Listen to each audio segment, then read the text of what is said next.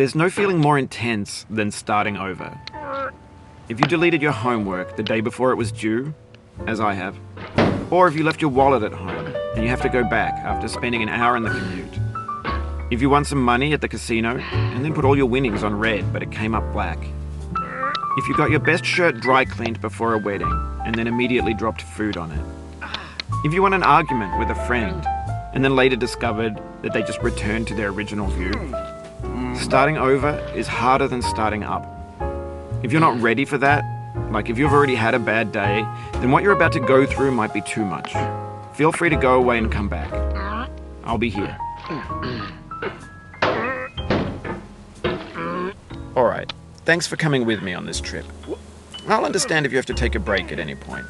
Just find a safe place to stop and quit the game. And don't worry, I'll save your progress, always. Even your mistakes.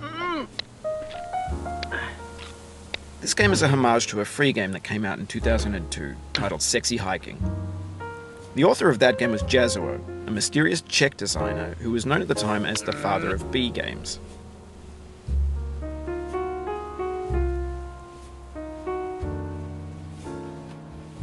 And B games are rough assemblages of found objects.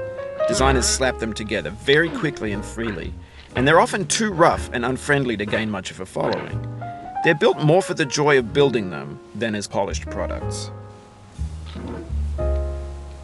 In a certain way, Sexy Hiking is the perfect embodiment of a B game. It's built almost entirely out of found and recycled parts, and it's one of the most unusual and unfriendly games of its time. In it, your task is simply to drag yourself up a mountain with a hammer.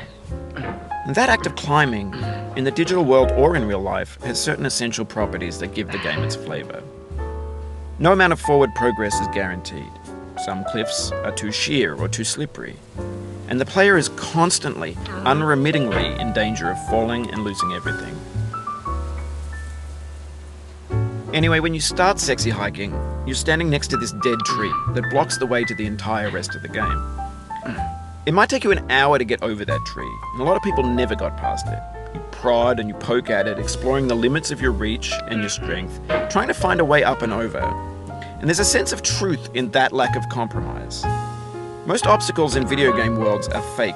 You can be completely confident in your ability to get through them once you have the correct method or the correct equipment or just by spending enough time. In that sense, every pixelated obstacle in Sexy Hiking is real. The obstacles in Sexy Hiking are unyielding, and that makes the game uniquely frustrating. But I'm not sure Jazuo intended to make a frustrating game.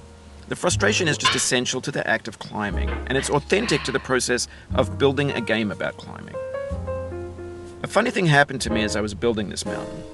I'd have an idea for a new obstacle, and I'd build it, test it, and it would usually turn out to be unreasonably hard.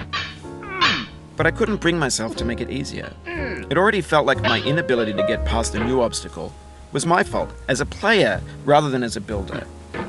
Imaginary mountains build themselves from our efforts to climb them, and it's our repeated attempts to reach the summit that turns those mountains into something real.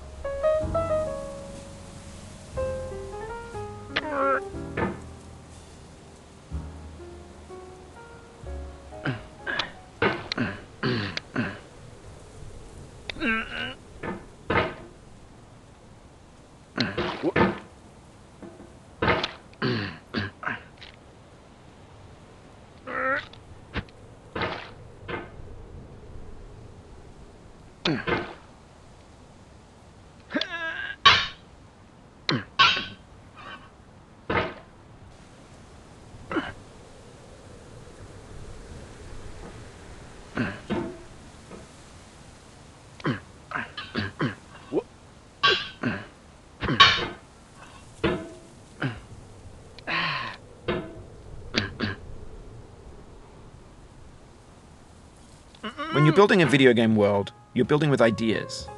And that can be like working with quickset cement. You mold your ideas into a certain shape that can be played with, and in the process of playing with them, they begin to harden and set until they're immutable, like rock. And at that point, you can't change the world, not without breaking it into pieces and starting fresh with new ideas.